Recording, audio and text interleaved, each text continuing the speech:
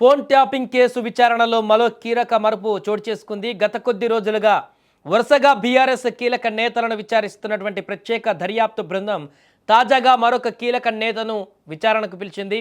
ఆ పార్టీ మాజీ MP Joginapally సంతోష్రావుకు SIT నోటీసులు జారీ చేసింది.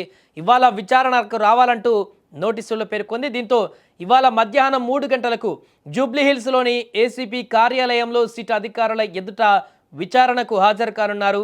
అయితే సీట్ ఎదుట విచారణకు హాజరు కావడానికి ముందు బంజారాహిల్స్లోని బీఆర్ఎస్ కేంద్ర కార్యాలయం, తెలంగాణ భవన్ పార్టీ నాయకులు శ్రేణులతో సంతోష్రావు సమావేశం కానున్నట్లుగా అక్కడి నుంచి నేరుగా సిట్ కార్యాలయానికి చేరుకోనున్నట్లు సమాచారం. ఇదిలా ఉండగా ఫోన్ ట్యాపింగ్ కేసులో ఇప్పటిదాకా విచారించిన వారందరినీ ఉదయమే హాజరు కావాల్సిందిగా సూచించినటువంటి సిట్ అధికారులు సంతోష్రావు విషయంలో మాత్రం భిన్నమైనటువంటి సమయాన్ని ఎంచుకోవడం ఆసక్తికరంగా మారింది.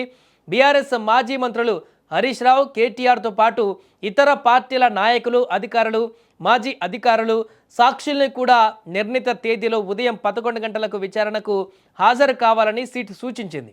కానీ సంతోష్రావును మాత్రమే మధ్యాహ్నం 3 గంటలకు విచారణకు రావాలని పేర్కొంది. అయితే 4 రోజుల క్రితం కేటీఆర్ను విచారించిన సమయంలో కూడా ఈ కేసులో ప్రధాన నిందితుడిగా ఆరోపణలు ఎదుర్కొంటున్న రాధాకిషన్ రావును అదే సమయంలో సిట్ కార్యాలయానికి పిలిచి విచారించారు. దీంతో సంతోష్రావును విచారించేటువంటి సమయంలోనూ ఆ పద్ధతినే అవలంబించేటువంటి అవకాశాలు ఇప్పుడు కనిపిస్తున్నాయి.